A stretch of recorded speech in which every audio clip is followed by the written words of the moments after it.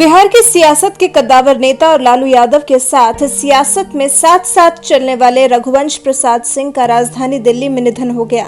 हाल ही में रघुवंश प्रसाद सिंह की तबीयत बिगड़ने के बाद उन्हें दिल्ली एम्स में भर्ती कराया गया था, जहां शुक्रवार देर रात अचानक ही उनकी तबीयत ज्यादा बिगड़ गई, जिसके बाद उन्हें वेंटिलेटर सपोर्ट पर रखा गया। डॉक्टर लगातार उनकी सेहत की निगरानी कर रहे थे, लेकिन तबीयत लगातार बिगड़ रही थी और रविवार को आखिर उन्होंने दुनिया को अलविदा कह दिया। 74 साल के रघुवंश प्रसाद सिंह ने करीब आधी उम्र सियासत में ही गुजार दी। कर्पूरी ठाकुर के समय से ही आरजेडी के साथ जुड़े रहने वाले रघुवंश प्रसाद सिंह ने करीब 32 साल तक पार्टी की सेवा की और लालू के साथ हर मौके पर चट्टान की तरह डटे रहे। लेकिन उम्र के आखिरी पड़ाव से गुजर रहे रघुवंश प्रसाद सिंह को उसी पार्टी से इस्तीफा देना पड़ गया था। उन्होंने अस्पताल से ही शुक्रवार को चिट्ठी लिखकर लालू यादव से कहा था कि 32 सालों तक आपके पीछे खड़ा रहा, लेकिन अब नहीं। पार्टी, नेता, कार्यकर्ता और आम जन ने बड़ा स्नेह दिया, मुझे क्षमा करें। रघुवंश प्रसाद ने भले इस्तीफा दे दिया था, लेकिन लालू यादव ने उनका इस्तीफा स्वीकार नहीं किया था और कहा था कि आप कहीं नहीं जा रहे हैं। लेकिन इस बात का शायद लालू यादव को भी अंदाजा नहीं रहा होगा कि वो इतनी जल्दी दुनिया ही छोड़ देंगे। रघुवंश प्रसाद के निधन पर उनके दोस्त लालू यादव ने लिखा, प्रिय रघुवंश बाबू, ये आपने क्या किया। मैंने परसों ही आपसे कहा था कि आप कहीं नहीं जा रहे हैं, लेकिन आप इतनी दूर चले गए। निशब्द हूँ, दुखी हूँ, बहुत याद आएंगे। रघुवंश प्रसाद सिंह साल 1977 से लगातार सियासत में रहे। वो लालू प्रसाद यादव के करीबी और उनके संकट मोचक माने जाते रहे। पार्टी में उन्हें दूसरा लालू भी माना जाता था। वो लगातार 4 बार वैशाली से सांसद रहे। यूपीए की सरकार में मंत्री भी रहे। विपक्ष में रहते हुए वो अटल बिहारी वाजपेयी की सरकार को घेरने में सबसे आगे रहे। बिहार के दिग्गज नेता श्रीमान रघुवर प्रसाद सिंह, वे अब हमारे बीच नहीं रहे हैं।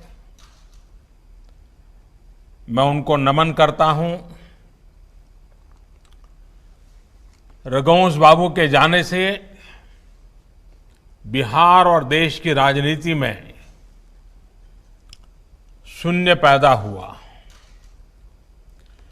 जमीन से जुड़ा व्यक्तित्व,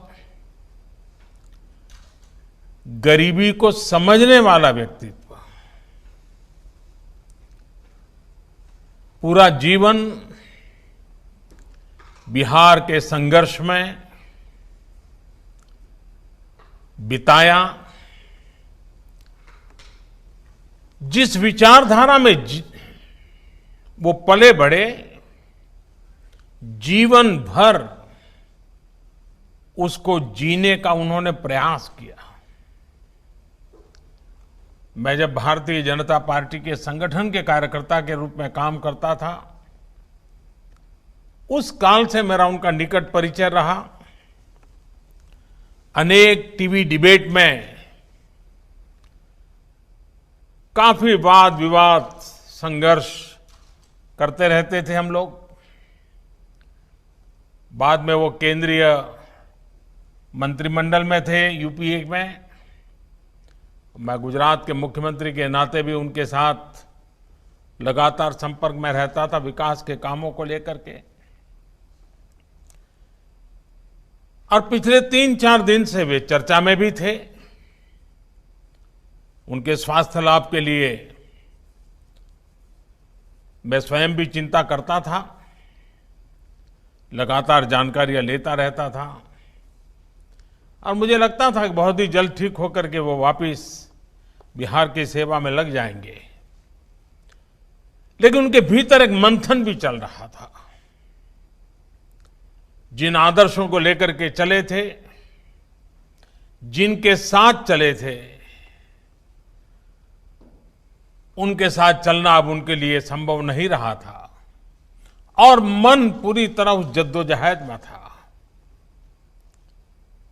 और 3-4 दिन पहले उन्होंने अपनी भावना को चिट्ठी लिख करके प्रकट भी कर दिया। लेकिन साथ साथ भीतर अपने क्षेत्र के विकास की भी उतनी ही चिंता थी। तो उन्होंने बिहार के मुख्यमंत्री जी को अपनी एक विकास के कामों की सूची भेज दी। बिहार के लोगों की चिंता, बिहार के विकास की चिंता उस चिट्ठी में प्रकट होती है। मैं नीतीश जी से जरूर आग्रह करूंगा कि रघुवंश प्रसाद जी ने अपनी आखिरी चिट्ठी में जो भावनाएं प्रकट की हैं, उसको परिपूर्ण करने के लिए आप और हम मिलकर के पूरा प्रयास करें, क्योंकि पूरी तरह विकास की ही बातें उन्होंने लिखी थी, उसको जरूर करें।